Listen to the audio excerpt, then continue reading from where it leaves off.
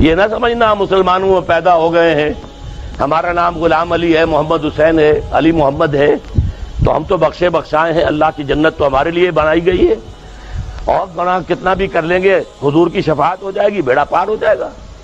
بڑے غلط خیالات ہیں، تلک امانیہم، یہ ان کے من گھڑت خیالات ہیں، ان کی آرزویں ہیں، وشفل تھنکنگ ہے۔